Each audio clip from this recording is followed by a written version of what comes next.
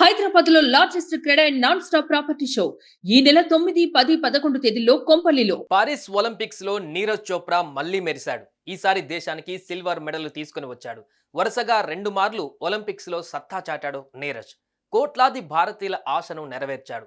దేశమంతా సాహో బల్లం వీరుడా అంటున్నా కూడా నీరజ్ ముఖంలో మాత్రం గోల్డ్ మెడల్ సాధించలేకపోయానే అనే బాధే ఎక్కువగా కనిపించింది. సిల్వర్ వచ్చినందుకు సంతోషమే కానీ అంటూ ఆసక్తికర వ్యాఖ్యలు చేశాడు.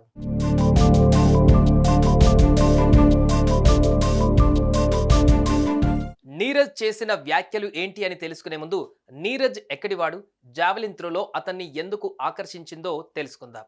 హర్యానాలోని పానీపట్ జిల్లా కాంద్రా గ్రామానికి చెందిన నీరజ్ చోప్రా అతి సామాన్యమైన కుటుంబంలో జన్మించాడు. అతడి కుటుంబం వ్యవసాయం పైన ఆధారపడి జీవించేది. చిన్నప్పుడు నీరజ్కు క్రికెట్ అంటే ఇష్టం, కానీ బద్ధకం ఎక్కువ. దీంతో 12 ఏళ్ల వయస్సుకే 90 కిలోల బరువెక్కాడు. దీంతో బరువు తగ్గమని ఎవరో చెప్పగా నీరజ్ ఓసారి స్థానిక శివాజీ స్టేడియంలో జాగింగ్ కి వెళ్లాడు. ఆ స్టేడియంలో పలువురు క్రీడాకారులు జావెలిన్ త్రో ప్రాక్టీస్ చేస్తుండటంతో బాగా గమనించాడు. ఓసారి స్టేడియంలో జై చౌదరి అనే ఆటగాడు నీరజ్కి జావెలిన్ త్రో ఇచ్చి విసరమన్నాడు. 90 కిలోల బరువున్న నీరజ్ సునాయాసంగా 35 నుంచి 40 మీటర్లు విసిరేశాడు. దీంతో జై ఆశ్చర్యపోయాడు. అప్పటి నుంచి నీరజ్కి జావెలిన్ త్రో మీద మనసు పడింది. ఒకవైపు చదువుకుంటూనే 2013లో ప్రపంచ యూత్ ఛాంపియన్షిప్, 2015లో ఏషియన్ ఛాంపియన్షిప్లో పాల్గొన్నాడు. పతకాలు రాకున్నా మంచి ప్రదర్శనతో ఆకట్టుకున్నాడు. 2016 నుంచి నీరజ్ కెరీర్ పూర్తిగా మారిపోయింది. పతకాలు, రికార్డులతో కెరీర్లో దూసుకువచ్చాడు. ఆ ఏడాదిలో జరిగిన సౌత్ ఏషియన్ ఛాంపియన్షిప్లో గోల్డ్, ఏషియన్ జూనియర్ ఛాంపియన్షిప్లో బ్రాంజ్ మెడల్ సాధించాడు.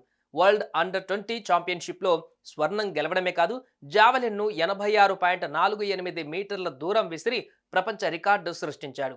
అంతర్జాతీయ పోటీలలో మొత్తంగా 6 స్వర్ణ పతకాలు సాధించాడు. 2018లో గోల్డ్ కోస్ట్ కామన్వెల్త్ గేమ్స్లో స్వర్ణం గెలిచిన తర్వాత కేంద్రం నీరజ్ను అర్జున అవార్డుతో సత్కరించింది. 2019లో నీరజ్ భుజానికి గాయమైంది, ఆపరేషన్ కూడా చేశారు. అయినా త్వరగా కోలుకొని 2020 ఒలింపిక్స్లో పాల్గొన్నాడు. దేశానికి గోల్డ్ మెడల్ తీసుకుని వచ్చాడు. ఫలితంగా నీరజ్ పేరు దేశమంతా తెలిసింది.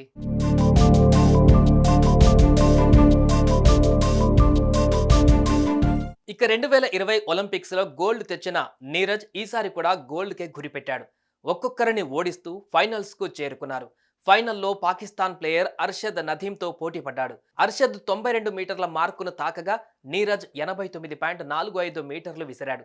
దీంతో గోల్డ్ అర్షద్ సొంతమవ్వగా సిల్వర్ నీరజ్కు దక్కింది. అటు దేశవ్యాప్తంగా నీరజ్ పై ప్రశంసలు కురిశాయి. దేశానికి మరో మెడల్ తెచ్చినందుకు అభినందిస్తున్నారు.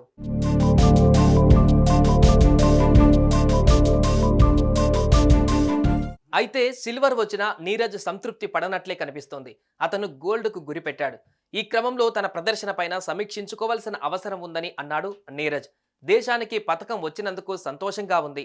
అయితే నా ప్రదర్శనను ఇంకాస్త ఇంప్రూవ్ చేసుకోవాలి. టెక్నిక్ కూడా కాస్త మార్చుకోవాలి. కొన్ని గాయాల వల్ల చెయ్యికి ప్రాబ్లం అయ్యింది, కానీ నేను చాలా కష్టపడ్డా. గోల్డ్ గెలిచిన అర్షద్కు కంగ్రాట్స్ అని చెప్పాడు.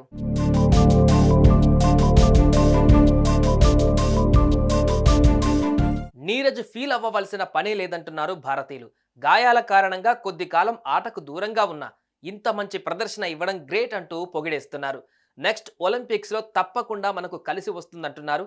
మరి మీరేమంటారు? కామెంట్స్లో తెలపండి.